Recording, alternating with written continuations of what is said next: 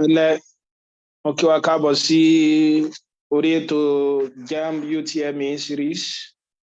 So eléyìí tí ó jẹ́ ẹ́písòdì ẹlẹ́ẹ̀keje. Pẹ̀lú ògo Ọlọ́run bá a ṣe kánmọ́kánmọ́, mo tọrọ gáfárà pé mo pẹ́ díẹ̀ kí n tó bẹ̀rẹ̀. So àwọn ẹ̀rọ mi náà ni mò ń tún ṣe lọ́wọ́. So ẹ rí i pé tá a bá gbàgbé ibi tí a bá ètò náà dé ní ọ̀sẹ̀ tó kọjá. So òun náà ni kíni o? Òun náà ni ibi tá a ti ṣàlàyé àwọn ratio àti proportion. So tá a dẹ̀ ṣe àti fraction bákan náà tá a dẹ̀ ṣàlàyé wọn. So bá a ṣe lè mọ lò wọ́n nínú àwọn ìgbésí ayé wa gẹ́gẹ́ bí profit láti wá profit loss àti profit and loss percent. So a ṣe simple interest àti compound interest bákan náà. Ṣùgbọ́n tẹ́ bá tẹ̀lé wa tẹ́ dẹ̀ ṣàkíyèsí ẹ rí i pé n tó kàn nínú àwọn ẹ̀kọ́ so nínú sílábọ̀sì JAMB òun náà ni kíni o indices, logarithm and sorts. So àwọn iṣẹ́ mẹ́tẹ̀ẹ̀ta yìí wọ́n ṣe pàtàkì púpọ̀ o, wọ́n ṣe pàtàkì gan kódà ọdọọdún òun náà ló máa ń jáde. ẹ rí i pé tí mo sọ ní ọ̀sẹ̀ tó kọjá náà ni pé kíni o àwa tá a bá bá ètò yẹn dé ọ̀sẹ̀ tó kọjá jásí pé ó ti rọrùn fún wa láti ṣe ìbéèrè ó kéré pin méjì so nínú àwọn JAMB yẹn. So tá a bá ti parí ẹ̀kọ́ yìí náà lọ́sẹ̀ yìí náà á lè ṣe àwọn ìbéèrè 5 so láì láàjàtà nínú ọ̀nà tí ẹ lè fi ṣe pé kíni o tí ẹ lè fi lè yege lórí rẹ̀ nìyẹn. Ó yá ẹ jẹ́ ká bẹ̀rẹ̀. Tá a bá ní indices ó jẹ́ plural fún index. Ẹ̀rí index bákan náà yìí o òun là ń pè ní kíni o òun là ń pè ní power. Ó dẹ̀ sì lè jẹ́ kíni o ó lè jẹ́ exponent.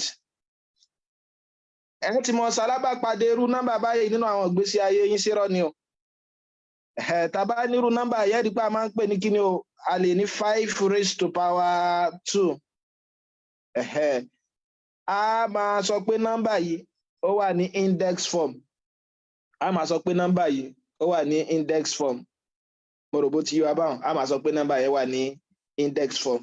Kí ni ìtumọ̀ 5 raised to power 2 kí ló mean? Òun náà ni pé kí ni o 5 times 5 kí n multiply 5 pẹ̀lú ara rẹ̀ lẹ́ẹ̀mejì. So ti yé mi báwọn kí n multiply 5 pẹ̀lú ara rẹ̀ lẹ́ẹ̀mélòó lẹ́ẹ̀mejì. So ti yé wa báyìí. Òun náà nìyẹn. So ajá sí pé tá a bá ní index òun náà ni ọ̀nà tá a lè gbà kọ nọ́mbà kan. Ọ̀nà tó yá tá a lè gbà kọ multiplication àwọn nọ́mbà tí multiply pẹ̀lú ara wọn. Multiplication nọ́mbà tàbí ká sọ pé kí ni o ọ̀nà gbà tá a lè kọ nọ́mbà tí multiply ara rẹ̀. So ti yé báwọn. Bẹ́ẹ̀ nísìn kágbọ́n ká kọ 5 times 5 times 5 times 5 times 5 times 5 bẹ́ẹ̀ 5 will multiply ara rẹ̀ ní ìgbà ọgọ́rùn-ún tí a mọ̀ sí 100. Ajá sí pé tá a bá ṣe fẹ́ mọ waste ìtọ́ wa tá a ṣe fẹ́ mọ dá ara wa láàmú àti pẹ́ẹ̀nì wa a lè kọ kí ni o 5 raised to power 100. Ẹ rí i pé kò gbà á lákòókò. Ní tó ń túmọ̀ sí náà ni pé kí ni o 5 will multiply ara rẹ̀ lẹ́ẹ̀mélòó lẹ́ẹ̀mẹ́ 100 lẹ́ẹ̀mẹ́ 100. Jẹ́ 3 yẹn bá yẹ wá bó wà ní tí bá ní 3 raised to power 4 nǹkan ajá sí pé ọmọ jẹ́ 3 times 3 times 3 times 3. Òun náà ni pé kí ni o kí 3 ọmọ multiply ara rẹ̀ lẹ́ẹ̀mẹ́rin. 3 yìí òun náà ní nọ́mbà tí ó mọ̀ ṣe kí ni o tá a máa pò yìí. Iye ìgbà tá a máa pò yìí rẹ̀ tá a máa multiply pẹ̀lú ara rẹ̀ òun là ń pè ní kí ni o 4 yìí tí a ń pè ní index. A lè pè ní index. Ó lè jẹ́ power. Ó dẹ̀ sì lè jẹ́ kí ni o exponent. Ó kọ̀ọ̀kan náà ni. Wá rí 3 tí ń pààrà yìí o òun lá máa pè ní base. A máa pè ní base. Ẹ rí i pé nínú àwọn ìbéèrè eléyìí tí àti mọ̀ ṣe kí ni tá àti mọ̀ ń kojú wọ́n lè ní ká gbé kí ni express bóyá 100 in index form. Òun náà ni pé ká gbé 100 sí kí ni o ká gbé 100 sí index form kó mọ wà ní ipò power. Òun ni pé compact form pé àwọn nọ́mbà kọ́ máa multiply ara wọn ṣùgbọ́n yóò mọ̀ wà ní kí ni o ní power.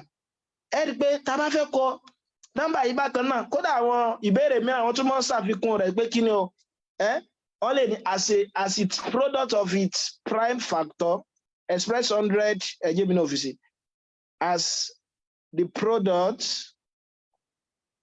of its express 100 as the product of its prime factor in index form. Àti mọ̀ tí index form mú mi o. Àti mọ̀ pé ipò tó yẹ pé yóò mọ ní power nù ni. Kí ni prime factor? Àti mọ̀ túmọ̀ prime number. Kí ni túmọ̀ prime number? Kí n ṣe rántí fún wa. Prime number náà ni pé kí ni o? Nọ́mbà tó jẹ́ pé mọ́ ní factor méjì tàbí ká pé nọ́mbà tí mọ́ ní mọ̀lẹ́bí méjì. Nọ́mbà òun gangan fúnra lára rẹ̀ àti 1. So ti bá wọn. Nọ́mbà mìíràn ní mọ́ lọ́nù rẹ̀ àfi àwọn nọ́mbà méjèèjì yẹn. So ti bá wọn. Prime number kí la ní ọmọ jẹ́ o? Nọ́mbà tó yẹ pé ó ní factor méjì. Nọ́mbà òun gangan fúnra rẹ̀ itself àti kí ni o? Àti 1. Gẹ́gẹ́ bí àpẹẹrẹ nísìn. 2. Kí ni factor 2? 1 àti 2 ni o. Ajá sí pé 2 ọmọ jẹ́ kí ni o? Prime number. 3 ńkọ́? 1 àti 3 náà ni. Torí nọ́mbà méjì tó lè lọ́nu 3 náà ni. Kò ju méjì náà lọ. Prime number lòun náà. Bó wà ní 4? Kí làwọn nọ́mbà tó lè lọ́nu 4 rí pé 1, 2 àti 4. Ẹ̀dẹ̀ mọ́ gbàgbé òfin pé prime number factor méjì ni ó mọ̀ ní o. Òun gangan fúnra lára rẹ̀ àti 1. Ajá sí pé 4 ní mọ̀ jẹ́ prime number torí pé kí ni 4 ti ní ju factor méjì lọ. So tàbá gbọ́lá èèyàn yé lágbọ́nrin bẹ̀ ọ̀dà ṣé 1 ṣé prime number ní 1. Mo béèrè lọ wa. Ṣé prime number ní 1. Tọ́rọ̀pọ̀lọpọ̀ ọmọ akẹ́kọ̀ọ́ wọn mọ̀ ṣe kí ni wọ́n mọ̀ ń ṣàṣìṣe pẹ̀lú eléyìí. 1 is a prime number. Òfin náà lẹ́gbẹ̀ẹ́ lọ kí la pé prime number. Prime number ó mọ̀ ní factor méjì. Nọ́mbà gangan fúnra lára rẹ̀ àti 1. Factor mélòó wà ní 1 ní nọ́mbà mélòó lè lò lọ́nu 1. 1 náà ni. Ṣé pé kò pé méjì. Ajá sí pé 1 ò ní mọ̀ jẹ́ kí ni o? 1 ò ní mọ̀ jẹ́ prime number. Níbo mo ti wá lọ àti mọ̀ prime number o. Kí ni wà ní prime factor? Prime factor wà ní factor nọ́mbà kan tó yẹ pé ó ṣe kí ni o? Tó jẹ́ prime. Ẹ rí pé a lè ní factor oríṣiríṣi gẹ́gẹ́ bí àpẹẹrẹ tí n bá kọ 20 ní ìsìn. Àwọn factor 20 àwọn ni 1, 2, 4, 5, 10 àti 20 fúnra lára rẹ̀. 20 is a prime number. Bẹ́ẹ̀ni, torí pé ó ṣe kí ni o? Ó ní ju factor méjì lọ. Ṣùgbọ́n 20 ní àwọn prime factor. Òun náà pé nínú àwọn mọ̀lẹ́bí 20 yóò èwo nù wọn ló jẹ́ prime number. Ọ̀yà ẹ rí pé èyí tó jẹ́ prime number òun náà ni 2 prime number ni o. 5 prime number lòun náà. Ajá sí pé 2 àti 5 yìí wọ́n mọ̀ jẹ́ kí ni o? Prime factors of 20. So tó bá ní kẹ́ express the number as its product of its prime factor. Ajá sí pé ẹ mọ̀ fi àwọn prime factor rẹ̀ gé títí tá fi kan wà. So tẹ́ wá fẹ́ ṣe eré eléyìí.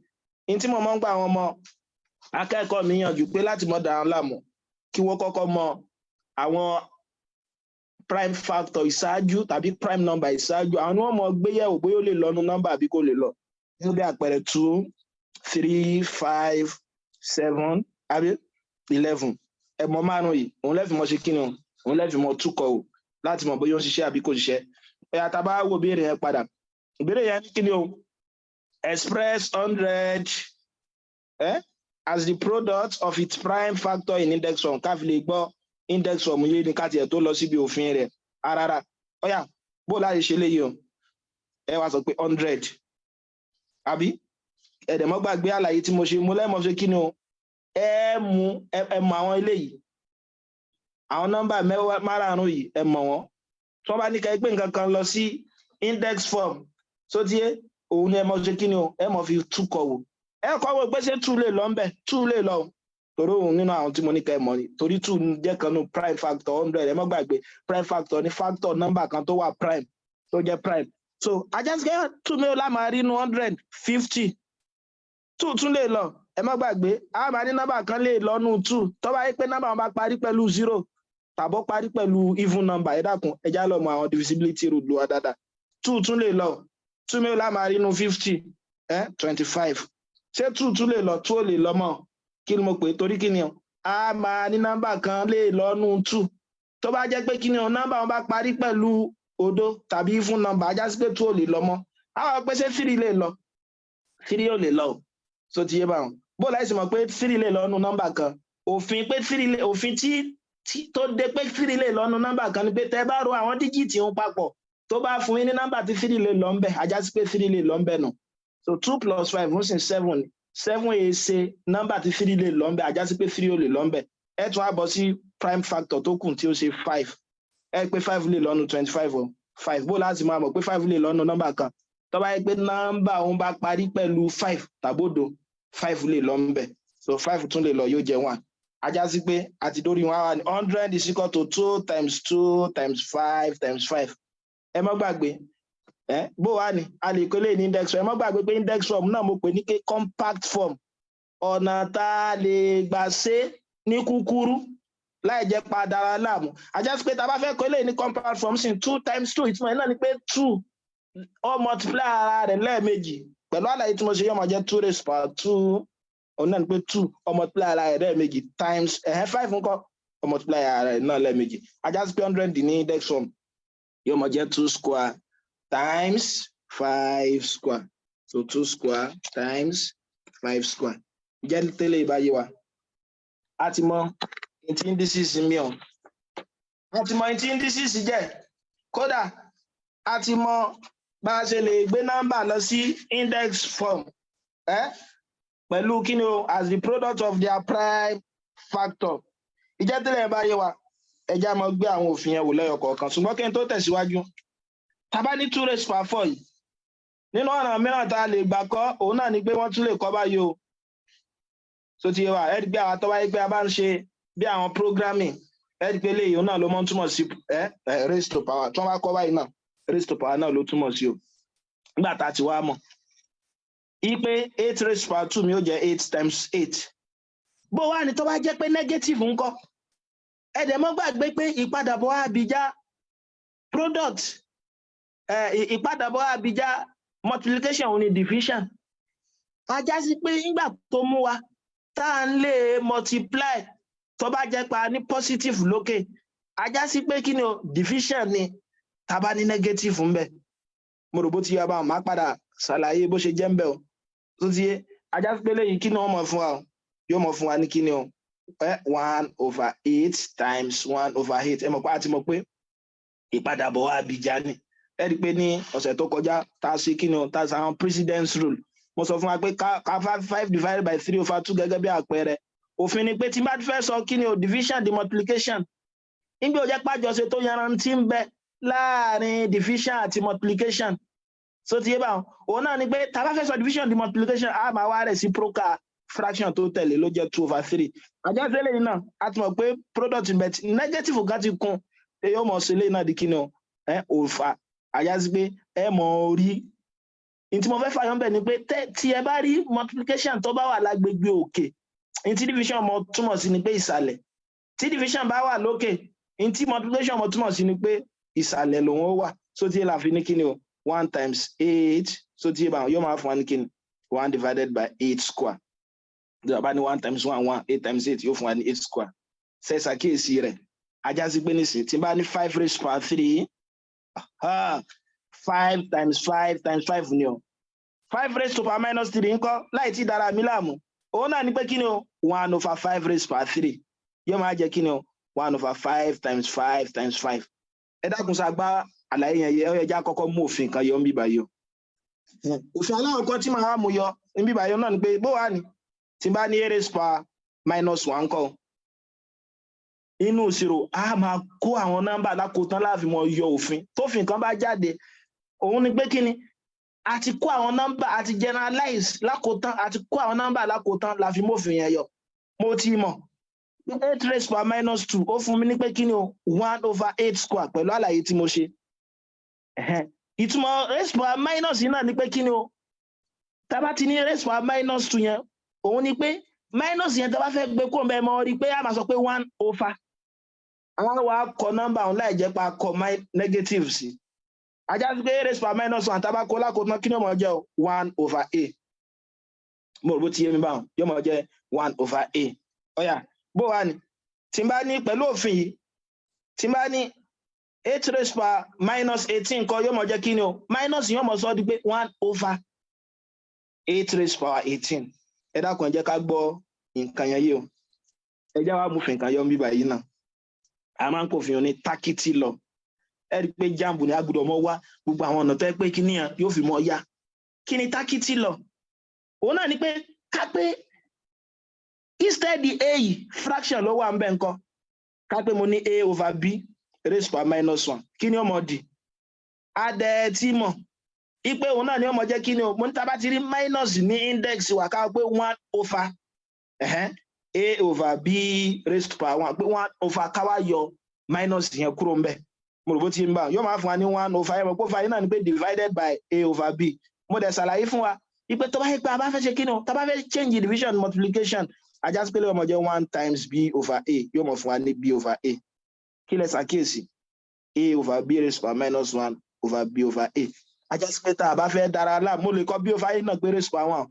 òun náà ni pé tí n bá ní fraction tí mo á ní negative index kí mo dára mi láàmú ìtumọ̀ rẹ̀ nílẹ̀ pé kí n tàkìtì àwọn fraction yẹn so ajá sí pé nísìnyí tí n bá ní s over y s raised power -3 láì dára mi láàmú yóò mọ̀ fún mi ní kíni o y over 3 y over s raised power 3 a fi minus yìí a fi tàkìtì rẹ̀ ẹ dákun so ìtí ọkọ wá sọ́kàn yìí ni pé tẹ́ bá ti rí ṣe kíni o tẹ́ bá ti rí negative yẹn òfin tẹ́ mọ̀ lòun ni pé tàkìtì lọ ẹ tàkìtì rẹ̀ ọ̀yà tẹ́lẹ̀ bá ti yé wa kí lè léyọ̀ wa jẹ́ o as over 5 raised power -10 ọ̀yà kí ni ọkọ̀ jẹ́ pẹ̀lú àlàyé 5 over a over s torí pé ó ní negative index a fi tàkìtì fraction wa numerator ọmọ lọ denominator ọmọ lọ numerator ajá sí pé ọmọ jẹ́ raised power 10 jẹ́ tẹ́lẹ̀ bá yé wa tá dẹ̀ ti gbọ́ òfin alákọ̀ọ́kọ́ yẹn yé nínú àwọn òfin mìíràn tí mo fẹ́ ṣàlàyé òun náà ni kí ni o power 0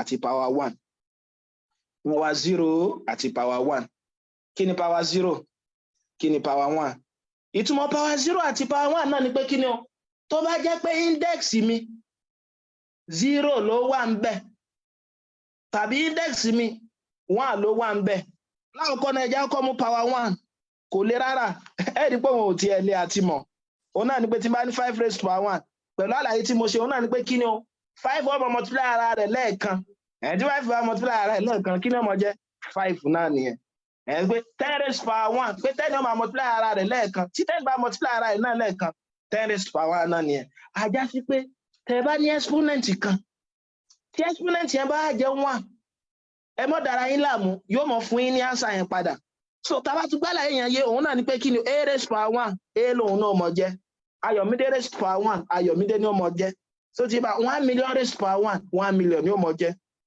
òfin power 1 nìyẹn ẹ dákun ẹ jẹ́ ká dì mú nínú òfin mìíràn tí mo fẹ́ ká mọ̀ òun náà ni power 0 kí ló fi power 0 òun náà ni pé any number raised to power 0 1 ni ó mọ̀ fún wa ń ṣàlàyé bó ṣe jẹ́ bẹ́ẹ̀ gbogbo nọ́mbà pátá àyàfi 0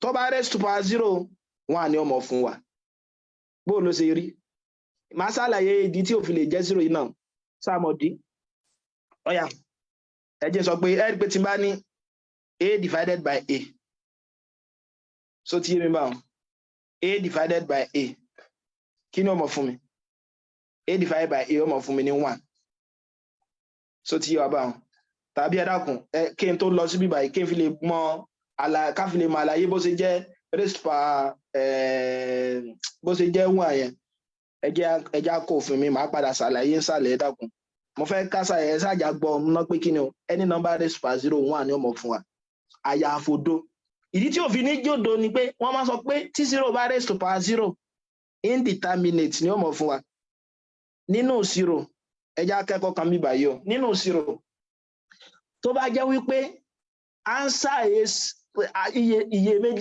méjì máa ń wà nínú tó yẹ kó jẹ́ answer kan a máa ń sọ pé indeterminate ni ó jẹ́ bó ló ṣe jẹ́ bẹ́ẹ̀ a ní 0 raised power 0 ajá sí pé nǹkan kan la lè ṣe kí ni ọ̀nà méjì la lè gbà túmọ̀ rẹ̀ 0 raised power 0 lè jẹ́ 1 pẹ̀lú òfin wo pẹ̀lú òfin power 0 ẹ má gbàgbé òfin yẹn náà ni pé gbogbo nọ́mbà tó bá ti raised power 0 kí ni ó mọ̀ fún wa yóò mọ̀ fún wa ní 1 ẹ dákun sí wa báwọn gbogbo nọ́mbà tó bá ti raised power 0 yóò mọ̀ sí kí ni o yóò mọ̀ fún wa ní 1 0 raised to power 0 náà lẹ̀ túmọ̀ jẹ́ 0 torí mo mọ̀ pé 0 raised to power n ṣe pé túmọ̀ 0 raised to power n náà ni pé kí 0 ọmọ multiply ara rẹ̀ lọ́nà 0 so tí a bá ta kí 0 ọmọ multiply ara rẹ̀ lọ́nà n pé 0 times 0 times 0 times 0 ẹ mọ̀ pé 0 disaster ni ẹni tí ẹ ti jóná kọ́mọ kóná mọ́ ti wà ní so tẹ́ ẹ bá multiply 0 pẹ̀lú ara rẹ̀ iye ìgbà tẹ́ ẹ bá rí kẹ́ máa multiply pẹ̀lú ara rẹ̀ 0 ni ó mọ̀ fún wa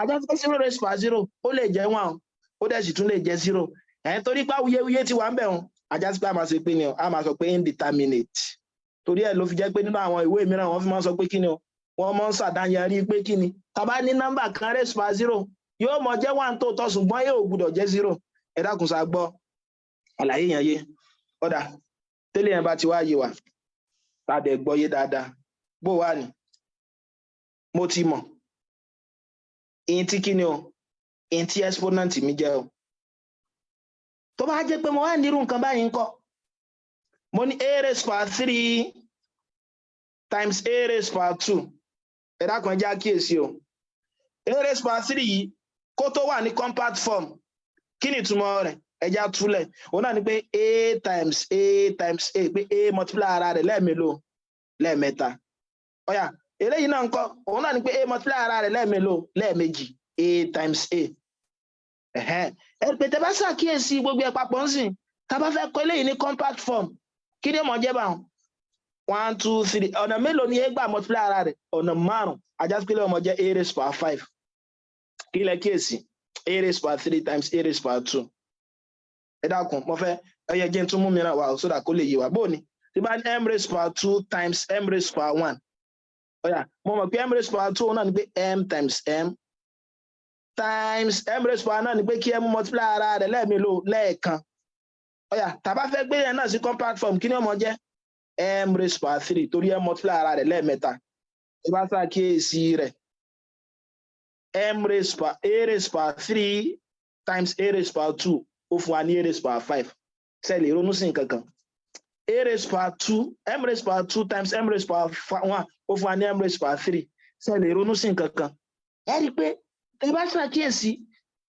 ó dàbí pé ká máa ro àwọn exponent yìí papọ̀ òun ló ń fún wa ní 5 ẹ rí i pé tí n bá ro exponent alákọ̀ọ́kọ́ yìí papọ̀ tí ń ṣe 3 tí n bá ro papọ̀ mọ́ 2 òun ló fún mi ní 5 lẹ́lẹ́kejì náà tí n bá mú eléyìí náà 2 tí n bá ro papọ̀ wọn wá òun ló fún mi ní 3 nítorí yẹn sọ ni pé tó bá yẹ pé fẹ́ mọ multiply exponent kan tàbí index kan so tí bá nọ́mbà tó wà ní index form kan tẹ́ fẹ́ mọ multiply wọn papọ̀ tí wọ́n wà ní base kan náà ẹ mọ́ dára yín láàmú ìtẹ́kàn mọ́ ṣe ni pé kí ni o ẹ mú kan nú base yẹn kẹsì ro àwọn power yẹn papọ̀ so tí yẹn bá wọn so in tí òfin yẹn sọ náà ni pé tá bá a raised power m times a raised power n kò ní ìdí ká dára láàmú àti ní base kan náà so tí yẹn bá wọn tá bá ti ní base kan náà tá a sì fẹ́ multiply ọlọ́run ti ṣe òní àkàmú kan nú base yẹn á wá ro àwọn exponent yẹn papọ̀ ajá sí pé tá a bá gbófin yẹn yé kí ni 3 raised power 5 times 3 raised power 10 yóò mọ̀ jẹ́ láì jẹ́ sẹ́ pé mò ń sẹ́ túlẹ̀ lọ́yọ̀ kọ̀ọ̀kan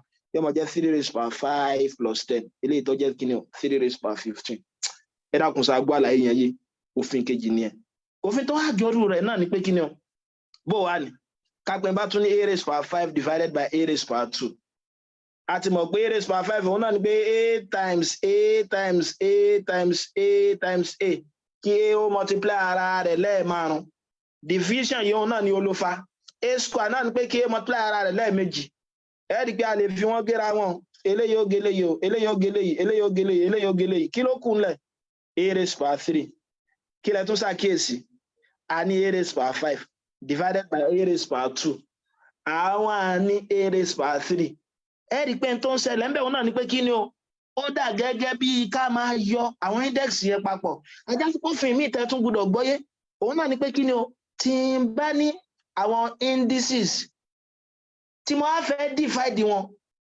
eléyìí tó yẹ pé wọ́n jọ ní base kan náà yẹn tó bá fi mẹ́mú tí wọ́n fẹ́ divide wọn má dára rẹ̀ láàmú wàá kàn kọ base yẹn á wá yọ kíni kúrò á yọ àwọn index yẹn kó nu ara wọn so ọjọ́ pé tí n bá ní a raised power 7 divided by a raised power 9 láì dára mi láàmú yóò mọ̀ jẹ́ kíni o a raised power 7 minus 9 lákòótán kọ́ ọjọ́ pé a raised power m divided by a raised power n yóò mọ̀ fún mi kíni o a raised power m minus n ẹ ẹ dákun ṣe agbára èèyàn yé so òun náà nìyẹn so ẹ rí pa ti kọ́ òfin bíi márùn nísìnyí kí lófin aláwọ̀kọ́ òun náà ní pé tàbá ní kíni o tàbá ní negative index mo lẹ́mọ̀ fi yẹgi fún ni so pé a raised by minus n yóò mọ̀ fún wa ní 1 over a raised by n òfin kejì òun náà ní power 0 òun náà ní pé ní nọ́mbà tó bá raised by 0 wọn àlámà ní o àyàfi odo tí mo sì ṣàlàyé ìdí tó fi jẹ́ bẹ́ẹ̀ a raised by 1 a lòun náà mọ̀ jẹ́ tá a bá ní 1 ní exponent wa yóò mọ̀ fún wa nọ́mbà wọn padà Lukgaf raised by 1 Lukgaf náà ni ó mọ̀ jẹ́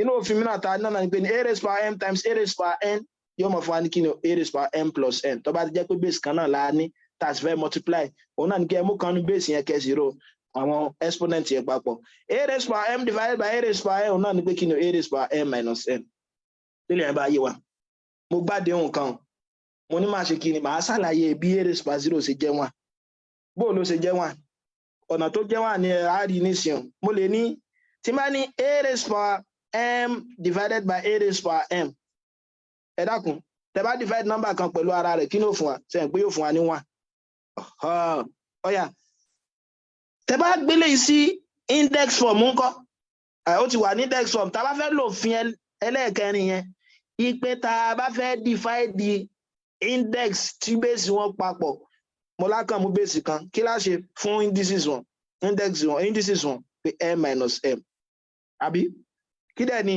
m minus m 0 ajá sí pé bí a raised by 0 bó ṣe jẹ́ 1 nìyẹn ẹ dákun ṣe agbára yéèyàn yé ká tó wá tẹ̀síwájú a gbọ́dọ̀ wà careful nínú àwọn àṣìṣe tí àwọn ọmọ akẹ́kọ̀ọ́ mọ́ ń ṣe òun náà ni pé kí ni o tí wọ́n bá rí parenthesis kí la ń pè ní parenthesis òun náà ni negative là ń pè ní bracket inú àṣìṣe tí wọ́n mọ́ ń ṣe ní bí ọ̀pọ̀lọpọ̀ ìmọ̀ tí n bá ní minus 2 raised by 2 ó yàtọ̀ sí minus 2 squared o so ti yé báwọn ìtumọ̀ minus 2 raised by 2 yìí òun náà ni pé kí ni o nọ́mbà tó wà nínú bracket yìí wọ́n jọ ní square ni ajá sí pé minus 2 raised by 2 yóò máa fún mi ní kí ni o minus 2 times minus 2 a dẹ̀ ṣì mọ̀ pé minus 2 times minus 2 yóò máa fún mi ní 4 so ti yé torí mo mọ̀ pé minus times minus positive ni yóò máa fún mi tẹ́ bá multiply term méjì tó jọra wọn positive la mọ̀ jẹ́ term méjì tí ó jọra wọn bí plus times minus àbí minus times plus ẹ mọ̀ get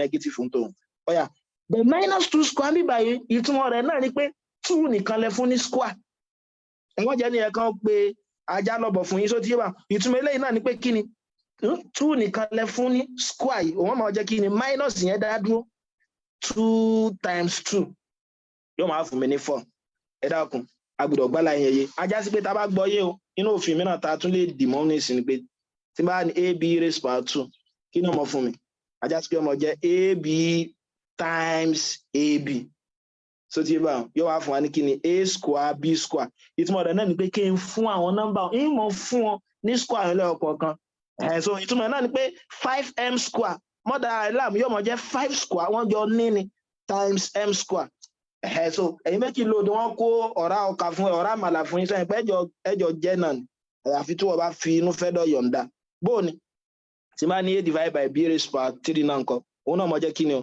f fún ọlẹ́ ọkọ̀ kan a raised by 3 divide by b raised by 3 ẹ dákun sí agbọ́ àlàyé yẹn yé dáradára lágbálà yẹn yé dáradára so inú àwọn òfin mìíràn ilé ìta gbọ́dọ̀ mọ̀ òun náà ni pé tí bá ní a raised by b power of power àbí kí n sọ pé a raised by m everything raised by n power of power kí ni power of power ó mọ̀ jẹ́ o ó dàbí ká máa multiply àwọn power wọn papọ̀ yóò mọ̀ jẹ́ a raised by m times n tẹ́ bá ní power of power mọ́ dáa rí láàmú bí 3 raised by 2 everything raised by 3 yóò mọ̀ jẹ́ 3 raised by 2 times 3 ni so ti ìyẹn mọ̀ wá fún wa ní 6 3 raised by 6 bó ló ṣe jẹ́ bẹ́ẹ̀ òun náà ni ọ ẹ wo tí bá ní 3 raised by 2 everything raised by 2 ṣe pé màmá ní 3 raised by 2 times 3 raised by what 2 yóò mọ̀ jẹ́ kí ni o 3 raised by 2 plus 2 pẹ̀lú òfin eléyìí tá a ti kọ́ síwájú yóò jẹ́ kí ni o yóò jẹ́ 3 raised by 4 yóò jẹ́ 3 raised by 4 nínú àwọn òfin tá a tún gbọ́dọ̀ dì mú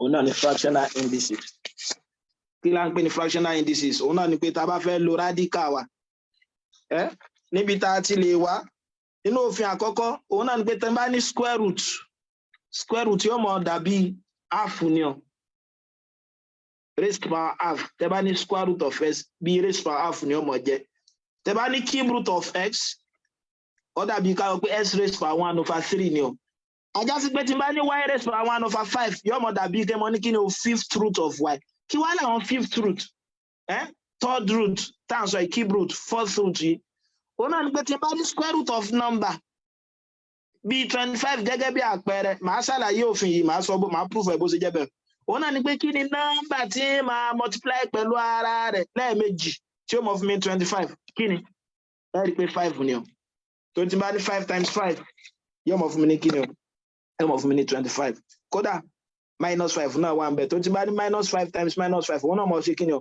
òun náà mọ fún mi ní 5 mo rò bó ti yí wá báwọn ọ̀yà tí bá ní cube root of minus 8 ìtumọ̀ rẹ̀ náà ni pé kí ni nọ́mbà tí màá multiply pẹ̀lú ara rẹ̀ lẹ́ẹ̀mẹ́ta tí ó mọ̀ fún mi ní minus 8 so òun náà ní kí ni òun ni ó mọ̀ jẹ́ minus 2 tó mọ̀ pé minus 2 times minus 2 times minus 2 ẹ̀ pé minus 8 ni ó mọ̀ fún mi olùkọ́ tí yóò máa ká gbọ́ òfin yẹn yé ajá pé tí wọ́n bá ní fifth root of y òun náà ní pé kí ni nọ́mbà tá a máa multiply pẹ̀lú ara rẹ̀ lẹ́ẹ̀márùn tí ó mọ̀ fún wa ní y nth root of a ńkọ́ kí ni nọ́mbà tí màá máa multiply pẹ̀lú ara rẹ̀ lẹ́ẹ̀mẹ́ ẹni tí ó mọ̀ fún mi ní a so nth root of a yìí pẹ̀lú àlàyé tí mo ṣe yóò máa jẹ́ kí ni a raised power half ẹ dákun ẹ jẹ́ ká di òfin yẹn bó ló ṣe jẹ́ bẹ́ẹ̀ tí n bá ní square root of 25 times square root of 25 mo pé yóò mọ̀ fún mi ní 5 times 5 ilé ìtọ́ jẹ́ 25 fẹ́ràn ni ó ti yé ọ̀dà bó wà ní kápẹ́ bá kọ́ pé kí ni o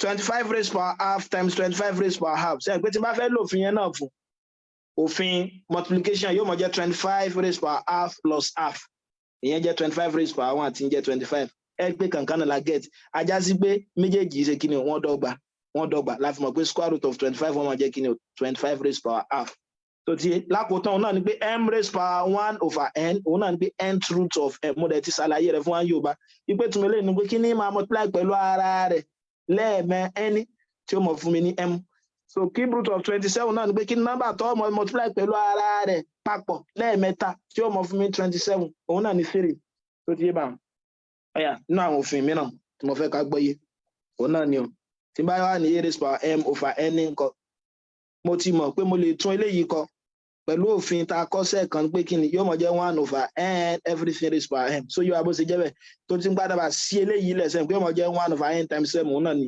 m over n yìí kí dẹ̀ wá ní a raised power 1 over n pẹ̀lú òfin bí báyìí mo ní yóò mọ̀ di nth root of a raised power m mo rò bó ti yé ń bá ajá sí pé tí bá ní s raised power 2 over 3 ìsàlẹ̀ yóò mọ̀ di nth root 2 rẹ̀ yóò máa jẹ́ kí ni o cube root of s everything raised power 2 ẹ dákun sa agbára èèyàn yé bó ni tí n bá ní 7 raised power 8 over 9 nǹkan ajá sí pé ọmọ jẹ́ kí ni o 9th root of 7 everything raised power 8 ẹ dákun gbogbo àwọn òfin tí mo fẹ́ ká mọ̀ nìyẹn gbogbo àwọn òfin tí mo fẹ́ ká mọ̀ nìyẹn so tá bá ti á mọ̀ ẹ yẹ jẹ́ kó gbogbo wọn lákòótán ká tó bẹ̀rẹ̀ iṣẹ́ lórí rẹ̀ kí lófin aláwọ̀kọ́ òun náà ni pé tí n bá ní a raised power minus 1 kí n mọ́ dàrá mi láàmú òun náà ni 1 over a o mo lá máa fi yẹgi fún láti ibẹ̀ náà mo ti yọ tákìtì lọ kí ni tákìtì lọ òun náà ni pé a over b raised power n raised power minus n yóò mọ̀ fún mi ní kíni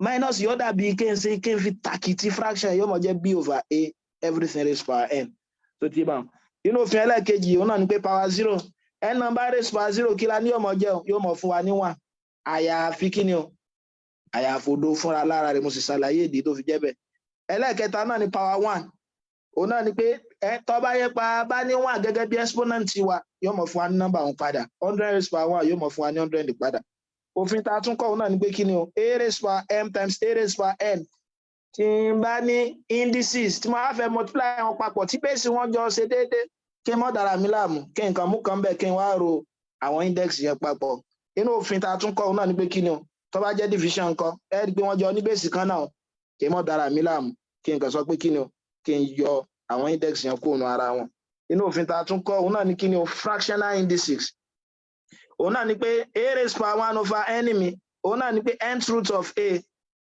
àjá sí pé lákòótán a raised power m over n pẹ̀lú àlàyé tí mo ṣe tàbí kí n tó lọ ń bẹ̀ wọ́n sọ pé a raised power m everything raised power n yóò mọ̀ fún wa ní kí ni ó dàbí ká multiply wọn papọ̀ so ti yé ajá sí pé a raised power 1 over n òun mọ̀ fún mi ní kí ni o nth root of a So then money raised by m over n, your mod breaking n egg nth root of a, everything raised by m.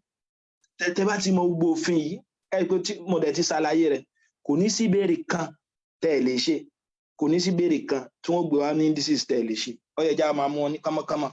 Ìbéèrè aláwọ̀kọ́ tó ní mo fẹ́ mọ kó wọn papọ̀ torí iṣẹ́ pọ̀ tá a kọ lọ́sẹ̀ yìí náà, a lè mọ́ láǹfààní àti ṣe question púpọ̀ ní problem session. Ó yá, ẹ wo ìbéèrè aláwọ̀kọ́ yìí o. Kí n tó tẹ̀síwájú, sáré ní tó ní béèrè. Sáré ní tó ní béèrè. Bóyá ní kàn ní Facebook àbí àwọn tó wà ní Zoom pẹ̀lú mi. Ṣé o sì béèrè?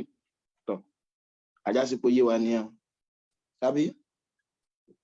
Olúwa ṣeun. Ó yá, wo eléyìí o.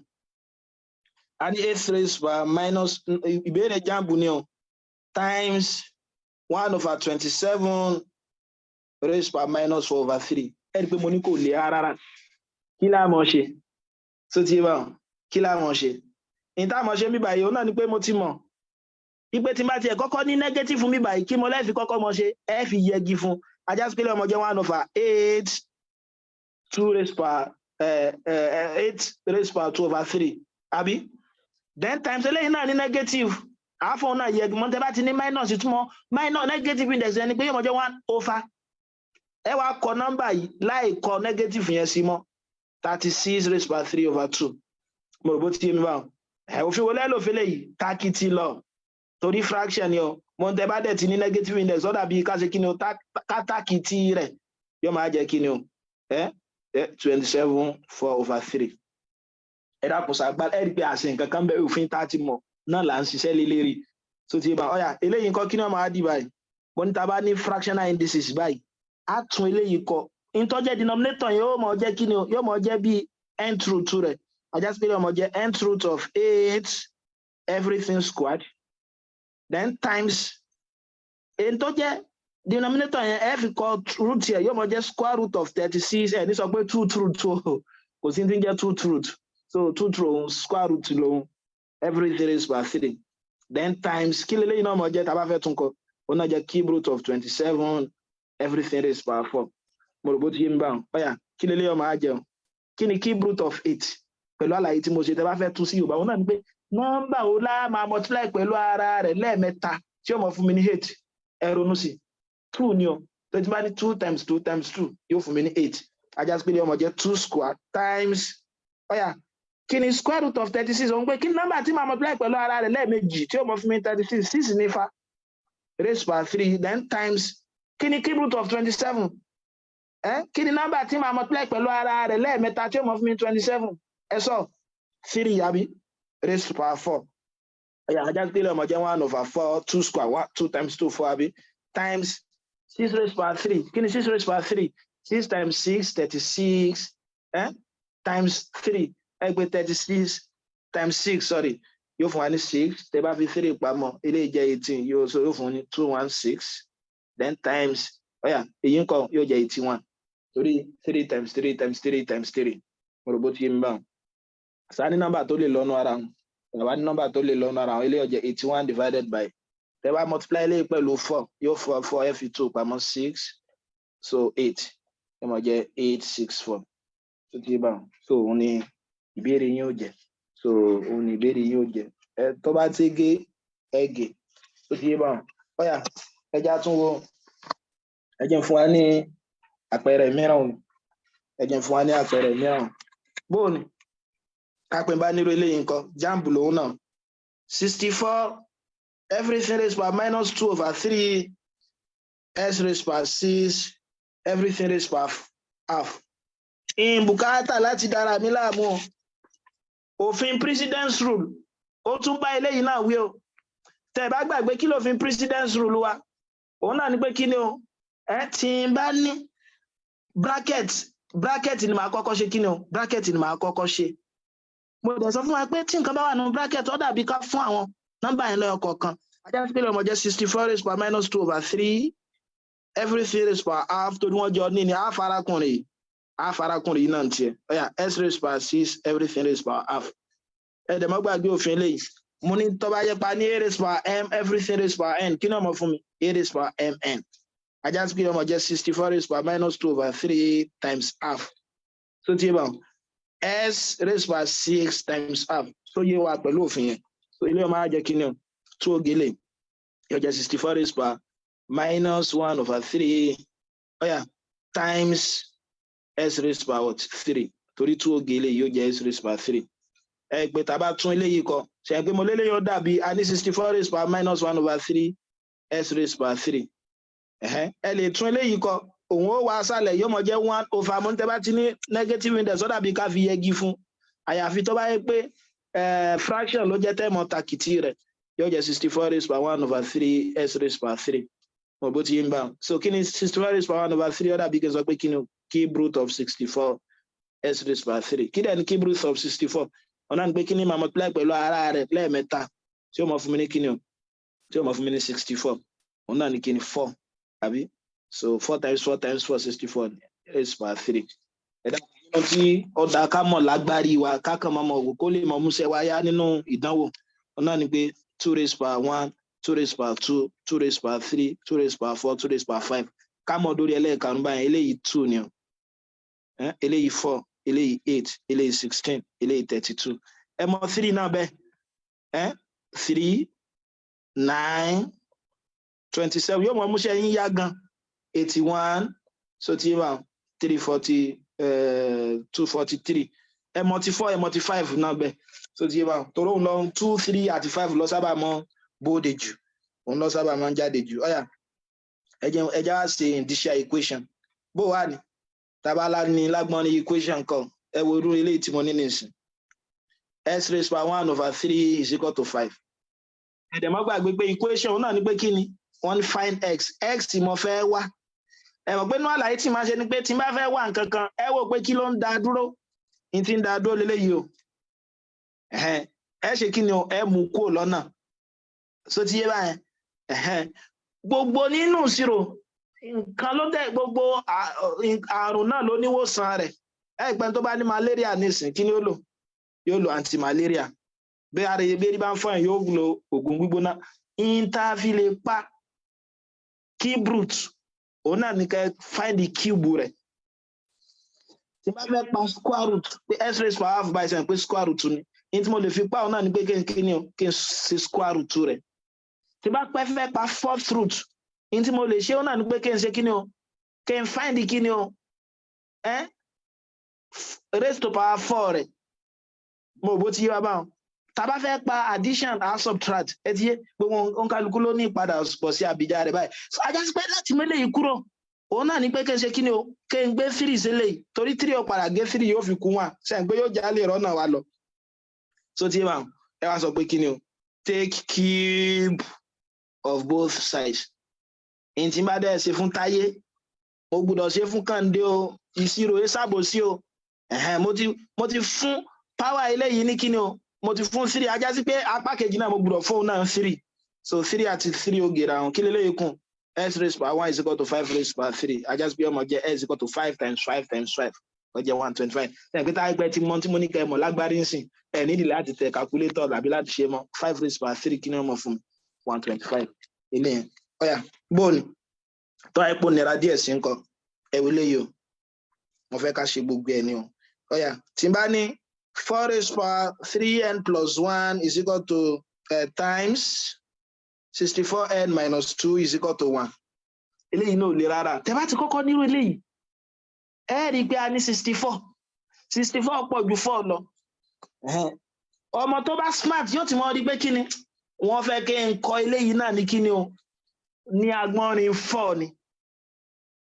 So ti yé bá àwọn ìtẹ́mọ̀ ronú sí bí kẹ́ ní 2 kí n dẹ̀ ní 16 nínú àwọn equation yẹn tó jẹ́ index form index examiner yẹn sọ fún ẹni pé wọ́n fẹ́ kó apply skill tó fi lè gbé 16 náà sípò 2 so ti bá ọ̀nà tá fi lè bá mọ̀ òun náà ni pé a wo nọ́mbà tó kéré jù ń bẹ̀ a wá ronú lọ bóyá lè rí èyí tó tóbi gbé sí index form nípò rẹ̀ ẹ̀rí pé lẹ́yìn nísìnyí mo lè ní 4 raised by 3n plus 1 times 10 pé 64 náà 4 raised by 3 ni o ẹ̀rí pé tẹ́ bá ti mọ̀ tí mo ní kẹ́ mọ̀ lágbárí ẹ̀rí pé kò ní nira so ilé ọmọ á jẹ́ kí ni ẹ má gbàgbé pé 64 ni òun nìkan ló ní 3 ẹ gbé sínú bracket n minus 2 tó wà ń bẹ̀ tẹ́lẹ̀ is equal to 1 ẹ dákun sóyè wa báwọn ẹ pé tí bá ṣe síwájú sí ilé ó jẹ́ 4 raised by 3n plus 1 times 4 raised power ṣe pé tẹ́ bá lò òfin òun náà ni pé ká multiply 3 yìí pẹ̀lú àwọn méjèèjì 3 raised power n minus 2 is equal to 1.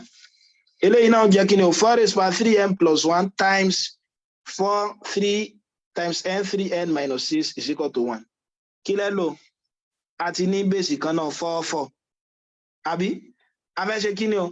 Àwa ní multiplication kí ló kọ́ wa? Òun náà nípa máa ní 4 raised power 3n plus 1 plus 3n minus 6 is equal to 1. Tó bá ṣe mí náà ṣe pé wọ́n yìí náà lè kọ́ kóun náà ní base 4 ẹ ronú sí 4 raised to power 0. Mo bó ti yẹn bá a jẹ́ sí pé a lè kílì náà 4 raised to power 0 náà ó lè máa jẹ́ 4 raised to power 3n plus 3n 6n 1 minus 6 minus 5 is equal to what? 4 raised to power 0. Ẹ pé tẹ́ bá ṣàkíyèsí rẹ̀ 4 ṣe kí ni o 4 gèrè àwọn a ní equating the base. A ní equating the base. Tẹ́ bá dẹ̀ fẹ́ mọ equate the base bó ṣe lọ lílé yìí òun náà ni pé mo ní 4 raised to power 6n minus 5 àbí ẹja pàdé lè lọ yóò 6n minus 5 is equal to 0 yóò jẹ́ 6n is equal to 5 n is equal to 5 over 6. Ṣùgbọ́n bó ṣe lọ tá a fi mọ̀ pé a máa equate base lílé yìí láàmà dára láàmù tọrọ náà tó yá kánmọ́kánmọ́ láàmù ṣe bẹ̀bẹ̀ àwọn olùkọ́ ta fẹ́ kọ́ ẹlòmíì tàbí àwa ta fẹ́ gbàlàyé rẹ̀ yékéyéké òun náà ni pé kí ni o eléyìí báyìí mo ti mọ̀ ìpè tí n bá divide both side by 4 raised power 0 sẹ́yìn pé yóò fún wa ní kí ni 4 raised power 6n minus 5 divided by 4 raised power 0 is equal to 4 raised power 0 over 4 raised power 0. Ẹ pé 4 raised power 0 give 4 raised power 0 eléyìí kún 1 àbí yóò mọ̀ jẹ́ 4 raised power 6n minus 5 minus 0. Mo rò bó ti yé mi báwọn so yóò jẹ́ minus 0 so yeah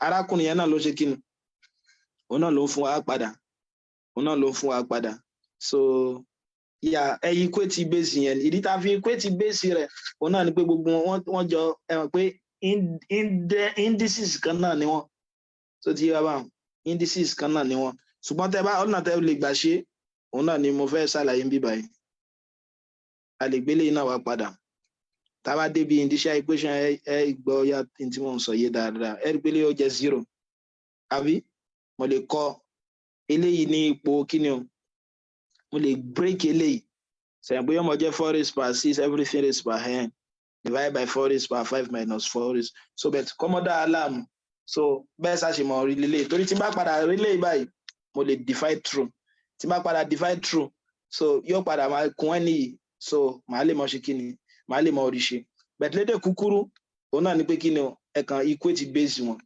torí wọ́n ti ṣe kíni wọ́n ti papọ̀ tí base wọn bá ti papọ̀ tá bá ti ní equality sign òun náà ni pé corresponding kíní yẹn náà mọ papọ̀ so tí bá corresponding kíní yẹn náà mọ ṣe kíní o corresponding kíní yẹn mọ papọ̀ so òun ni pé tí bá ní s raised power 3 divided by 4 raised power 3 kí mọ́ dára mi láàmú by s is equal to 4 torí equality náà ni wọ́n wà equal wọ́n wà equivalent mọ̀rọ̀bó tí wọ́n wà equivalent so tàbí kẹ́ ní 3 raised power m divided by s raised power m x yìí bí by 3 náà ni ó jẹ́ torí wọ́n dọ́gba ọ̀yà ẹ jẹ́ fún wa ní eléyìí tí ó tún nira díẹ̀ sí ẹwọ́ eléyìí 0.25 everything raised power s minus 1 is equal to 32.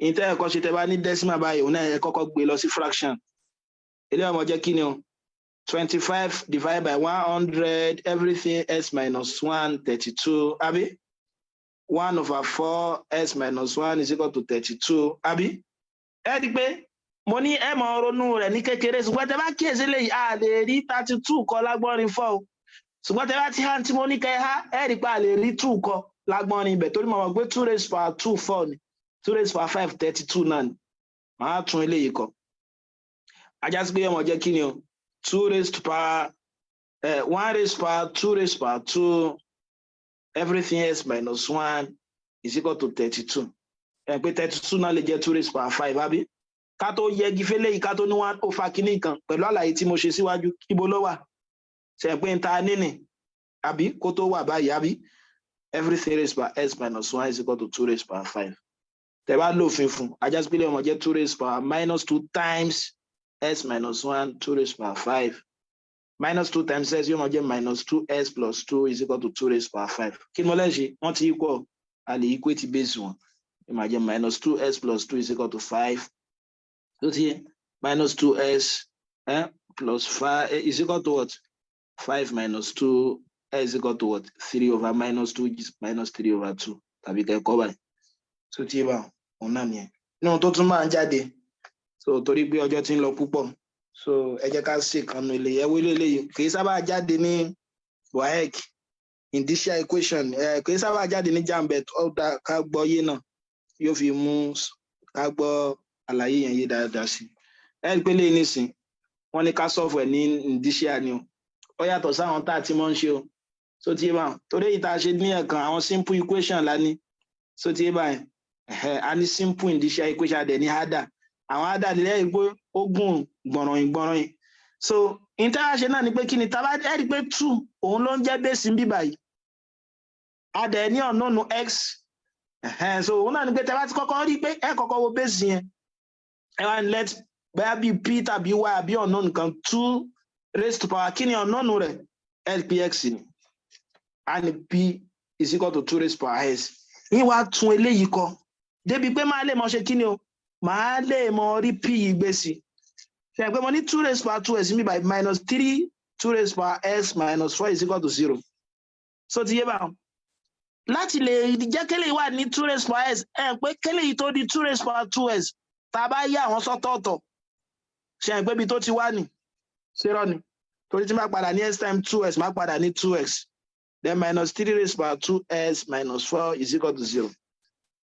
Àdẹ̀tí sọ pé kí 2 raised to power s mọ jẹ́ kí ni kọ́ mọ jẹ́ p àjẹsípélé ó jẹ́ p square minus 3p minus 4 is equal to 0. Ó ti di quadratic equation náà. Quadratic equation ni pé tó wáyé pé highest power ó jẹ́ kí ni ó jẹ́ 2. So ti so p mi màá sọ pé a mi jẹ́ 1 tẹ́ bá mọ̀ bẹ́ẹ̀ ṣe minus 3 c jẹ́ minus 4 ẹ multiply eléyìí pẹ̀lú ara wọn yóò mọ̀ fún mi ní kí ni minus 4. Ẹ wá wò pé kí lẹ́ máa multiply pẹ̀lú ara wọn papọ̀ tí yóò mọ̀ fún yín ní minus 4.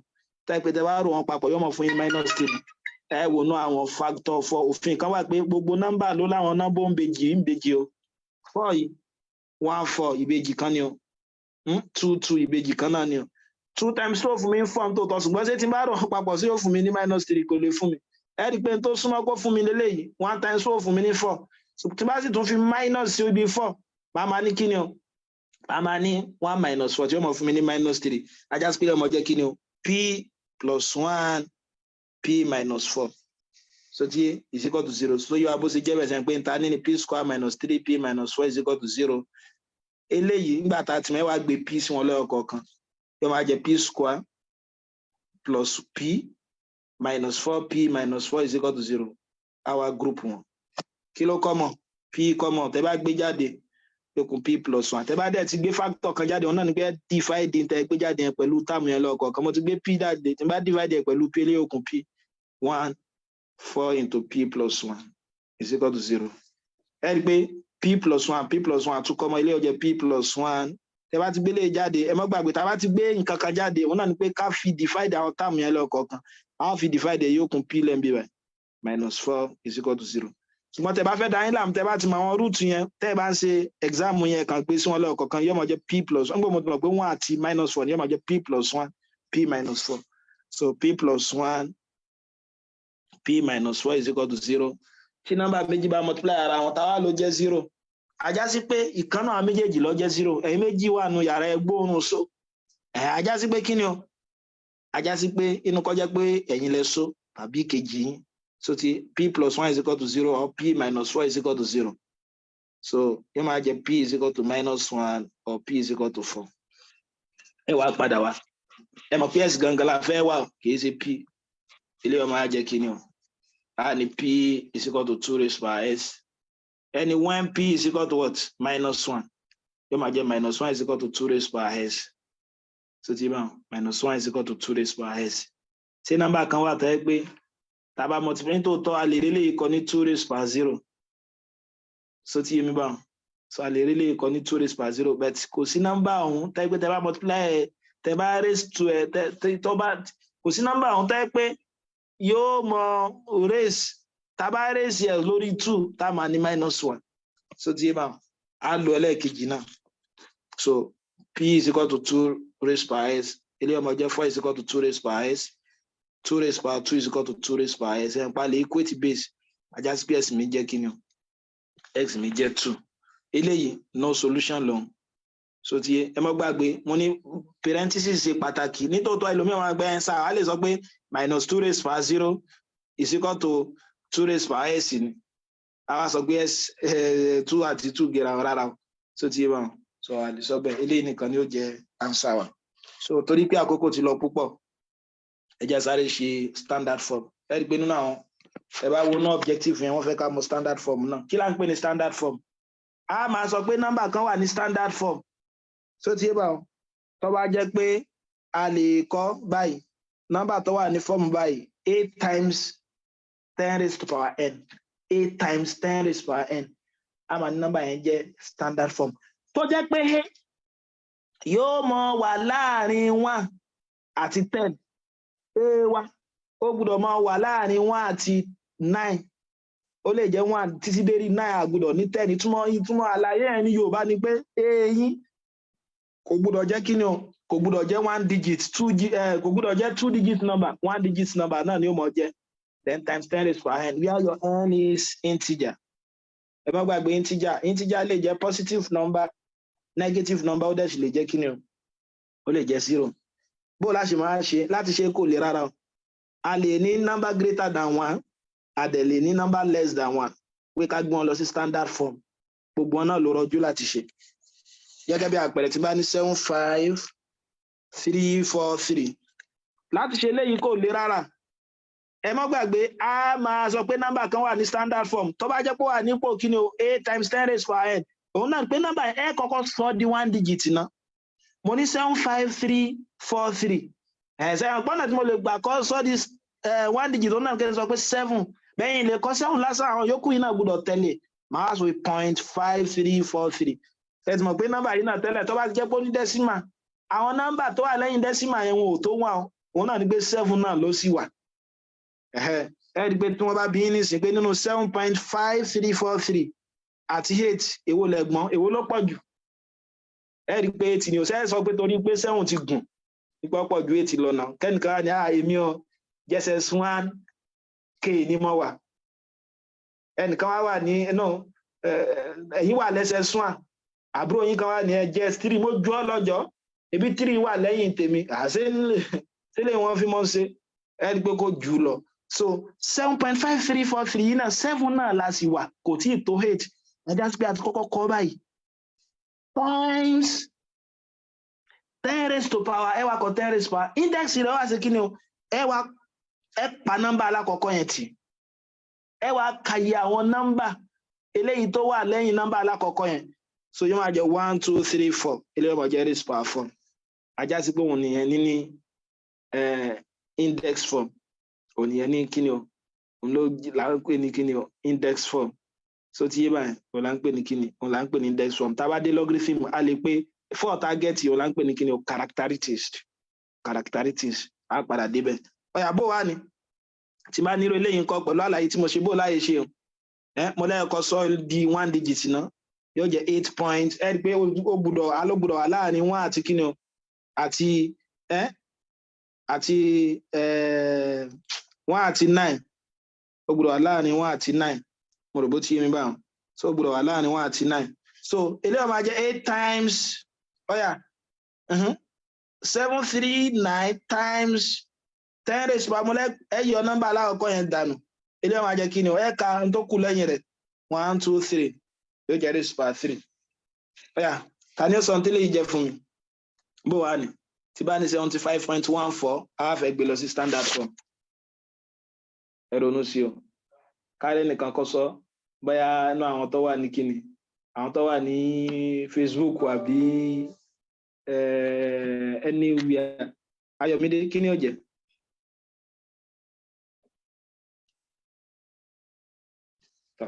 so ẹni pé òun náà ni pé àkọ́kọ́ sí eléyìí di 1 digit yóò jẹ́ 7.5314 then times 10 raised to power mo lápá nọ́mbà alákọ̀ọ́kọ́ rẹ̀ ilé ọmọ ajẹ́ kí ni 1 2 2 ni ó jẹ́ ní kan tó wà lẹ́yìn decimal mọ́ torí tó wà lẹ́yìn decimal yìí ọ̀kan ni mo rò bó ti yé mi wá ajá sí pé 7.98 ní standard form yóò mọ̀ jẹ́ kí ni o 7.98 àti lórílẹ̀ yìí kọ́ bó ṣe kó àtẹ̀lẹ̀ 10 times 10 raised power what ayọ̀ eléyìí kúrò mélòó ni ó kù 1 ẹ dákun so yóò wá báwọn so ìyẹn ni fún kí ni o number greater than 1 bó wà ní number tó less than 1 number tó less than 1 gbé ta bá nírú nǹkan báyìí bó láti gbé lọ òun ló rọjú jù ẹ kọ́kọ́ kọ́ àwọn ilé kápẹ́ bá ní 6.7 bá yọmọ jẹ́ 6.7 sẹ́yìn pé nọ́mbà yẹn èyí tí ó jẹ́ èèyàn ó gbọ́dọ̀ wà láàrin 1 àti kíni o àti 9 then times 10 raised power minus bẹ́ẹ̀ torí pé ó jẹ́ nọ́mbà tó less than 1 ẹ̀ mọ̀ kọ́ minus sí bó less máa mọ̀ pé nọ́mbà jẹ́ less than 1 tó wáyé pé 0 lọ bẹ̀rẹ̀ rẹ̀ so tí yọmọ jẹ́ minus ẹ wá ẹ ka gbogbo zero yẹn yọmọ jẹ́ 1 2 3 4 5 ẹ̀ pé 0 máa ń la ní ajá sí yọmọ jẹ́ raised power minus 5 ilé yẹn ní standard form bọ́ọ̀ ni tí bá ní relé nǹkan 0.000068 àbí ẹjẹ́ sọ pé 798 ẹ pé wọ́n jẹ́ kí ni o 7.98 times 10 raised power what minus bọ́ọ̀ láti mọ̀ pé minus torí nọ́mbà tó ṣe kí ni o nọ́mbà tí ò tó 1 ní àwa ká 0 yẹn 1 2 3 4 5 6 ilé wọn jẹ́ kí ni minus 6 ilé wọn jẹ́ minus 6 ọ̀yà kí ni padà bọ̀ àbíjà rẹ̀ ńkọ́ bó wà ní tí wọ́n bá fún nírú ilé 7.98 times 10 raised power 5 tí wọ́n á ní kẹ́ dá padà wá àkọ́kọ́ náà ẹ̀kọ́ gbàsọ lára negative yóò jẹ́ 798 times 10 raised power 5 ṣe ẹgbẹ́ kẹ́yìn tó kọ́ 5 sókè yìí òun ni pé lẹ́yìn tí mo ti kọ́ lẹ́yìn tá a bá yọ first digit yẹn bẹ́ẹ̀ ajá sí pé nọ́mbà mélòó ló tún wà lẹ́yìn rẹ̀ nọ́mbà 5 bẹ́ẹ̀ torí pé kò sí nọ́mbà mìíràn mọ́ wa á wá fi 0 kún kó jẹ́ 5 ẹ dákun so yọ ẹ rí pé ń ta sí bíbá inú ilé ìgbà ta sọ 7.5343 tán àwa yọ nọ́mbà aláwọ̀kọ́ kúrò a ní kí ló kù ńlẹ̀ 5343 a ní nọ́mbà mẹ́rin la fi kọ mẹ́rin ajá sí pé lẹ́yìn náà kẹ́yìn tó ní 5 yìí òun túmọ̀ ẹ̀ náà ni pé lẹ́yìn nọ́mbà aláwọ̀kọ́ nọ́mbà mélòó ló wà lẹ́yìn rẹ̀ nọ́mbà 5 sí i so ti ọ̀yà bó ni tẹ bá ní relé nǹkan 7.98 times 10 raised power 3 ajá sí pé wọ́n mọ̀ jẹ́ kí ni o 793 so ti máa ẹ sì mọ̀ pé tá bá ti yọ aláwọ̀kọ́ kúrò tẹ́lẹ̀ ó yẹ kó kú kí ni o ó yẹ kó kọ́ yọ kan ẹ wá fọyọ̀ kan eléyìí sí kó fi jẹ́ 0 mọ̀ bó ti yé wá wá so bó wà ní tí bá ní 7.98 times 10 raised power minus 6 ńkọ́ ọ̀yà ẹ rí pé ká tó kọ́ lé ìtumọ̀ náà ni pé kí ni o a ní 0 mẹ́fà kó tó kan nọ́mbà yóò máa jẹ́ kí ni 0.0000 0 tó pé máa 0 ẹlẹ́ẹ̀kẹfà ẹ wá kọ 798 ẹ rí pé kò nira lára láti ṣe kí wọ́n lè ká fídíò yìí ńlẹ̀ bó wà ní ẹjá sí béèrè yìí o kápọ́n fún anírò nǹkan báyìí gbé ká ṣe 2.225 times 10 raised power 7 láti ṣe léyìí kò lè rárá òun náà ni pé yọmọ jẹ́ kí ni o mo lè kó wọn papọ̀ 0.81 divided by 2.25 then times 10 raised power minus 5 divided by 10 raised power 7 àbí ẹ̀rí pé léyìí a lè sọ pé 81 over 225 so yíwa bó ṣe jẹ́ 81 over 225 ṣe pé 0.81 yóò mọ̀ jẹ́ 81 over 100 eléyìí náà mọ̀ jẹ́ 225 over 100 tẹ́ bá divide àwọn méjèèjì papọ̀ ṣe pé àtàkìtì rẹ̀ yóò jẹ́ 81 over 100 times 100 over 225 100 ó bí 100 láfi lélẹ̀ then times tẹ́ bá lo òfin indices ṣe pé division lélẹ́yìí wọ́n tẹ̀sí jọ ní base kan náà kí ni ó mọ̀ dì 10 raised power minus 5 minus 7 àbí ilé wọn máa jẹ́ kí ni o 9 over 25 nígbà pé square root ni a lè fún ọlẹ́ọ̀kọ̀ọ̀kan àbí a tún lè fún eléyìí náà mo bó ti yá bá gbọ́ ẹ̀gbọ́n ọjọ́ ní ni ọ̀yà ilé wọn máa jẹ́ 9 over 25 then times square root of 10 raised power minus 12 ẹ̀dẹ̀ má gbàgbé pé square root tẹ́lẹ̀ kí ló lè dà ó lè dà raised power minus half raised power half máa jẹ́ 10 raised power minus 12 everything raised power half àbí ilé máa jẹ́ kí ni 9 over 25 times eléyìí ó gélé 10 raised power minus 6 ẹ pé tẹ́ bá ṣe 9 over 25 fún yín dáadáa no 15 lè yí o 15 lè yí o tẹ́ bá ṣe 9 over 15 yín dáadáa a mọ̀ ní kí ni 0.06 0.6 10 times 10 raised power minus 6. Tó bá ṣe mi lẹ́yìn ni ó yẹ já gbélé sí standard form yóò jẹ́ 6 times 10 raised power minus 1 àbí 10 times 10 raised power minus 6. So yóò wá jẹ́ 6 times ó yẹ já fẹ́ àwọn méjèèjì papọ̀ yóò jẹ́ 10 raised power minus 6 plus minus 6 minus 1 plus minus 6. Yóò máa jẹ́ 6 times 10 raised power minus 1 minus 6.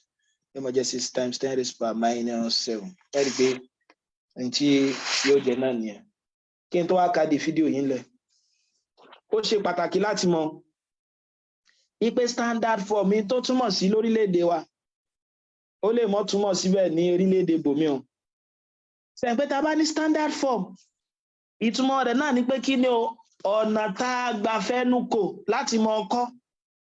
Kò túmọ̀ sí pé ọ̀nà kan tá lè gbà kọ́ nìyẹn.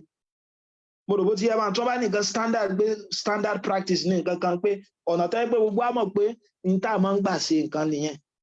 So ti yé báyìí. So nínú àwọn ọ̀nà tí wọ́n máa ń lò fún scientific kílòkọ ẹ̀ òun náà ni pé tá a bá fẹ́ gbé nọ́mbà lọ sí standard form bẹ́ẹ̀ ń ṣe calculation yìí ẹgbẹ́ tẹ́ bá wà àwọn textbook yìí wọ́n sábà máa ní power 10 raised power 3 tàbí negative 3 tàbí positive 6 tàbí negative 6 ìyẹn fún SI standard. Mo rò bó ti yẹ máa SI standard gẹ́gẹ́ bí ọ̀jọ̀gbọ́n case trọ̀dù ti sọ. Ṣùgbọ́n tí mo tún fẹ́ sọ ń bẹ̀ náà ni pé kí ni kò túmọ̀ pé standard form yìí òun ni eléyìí fún British kílòkọ ẹni bá ṣe kọ́ yìí àwọn British ni wọ́n ń lò bẹ́ẹ̀. Mo rò bó ti yẹ bá àwọn máa ń lò wọ́n máa ń pè ní nígbà wọ́n lè pè ní scientific notation. Kábé ìbéèrè sọ fún wa pé convert kíníkíní kan to scientific notation. So ti yé bá ní country mìíràn tí wọ́n bá sọ pé standard form òun náà ni pé 561 yìí òun ni standard form kì í ṣe expanded form. Expanded form ní ká pé 500 plus 6 plus 1. Ajá sí pé standard form eléyìí ní àwọn olúbomi 561 yìí ni o. A tún ní standard form equation. Ṣé pé standard form equation ni pé tá bá ní equation náà ni pé kí ni o a máa ní àwọn expression lẹ́gbẹ̀ẹ́ òsì wa àbí is equal to 0 ọmọ wa ní kí ni o apá òsì. That's why tí wọ́n bá ní x square is equal to 7 ẹ pé standard form táwọn kọ́ mọ́ ń gbé lọ náà ni pé ká ní kí ni x square minus 7 is equal to 0. Standard form equation náà ni kódà ní polynomial náà ní standard form tiẹ̀. Kí ni standard form polynomial òun náà ni pé kí ni o ká máa kọ àwọn eléyìí tó ní kí ni àwọn eléyìí tó ní degree jù ká tó wọn bí degree wọn ṣe pọ̀ sí. Gẹ́gẹ́ bí àpẹẹrẹ tí n bá ní 2x square plus 4x raised power 3 plus 5 ẹ gbá wa tá n bá ètò engineering math wa lọ ẹgbẹ́ ká tó gbélé sí nested form àkọ́kọ́ arrange ẹ̀ náà yóò máa jẹ́ 4x raised power 3 plus 2x square plus 5 standard form ní pé ká arrange ẹ̀ báyìí. Ẹgbẹ́ standard form quadratic equation náà ní ká kọ́ nípò báyìí ax square plus bx plus c is equal to 0 àti bẹ́ẹ̀ bẹ́ẹ̀ lọ. So mi mọ̀ bóyá a ní ẹni tó ní béèrè. So tí ó bá sí béèrè pẹ̀lú ògo Ọlọ́run á dúró síbí báyìí lálẹ́ lọ́la á dẹ̀ mọ̀ tẹ̀síwájú ní logarithm. Ṣé béèrè wà? Ọ̀dà ìgbà tí ó sí ìbéèrè ọ̀dàrọ̀.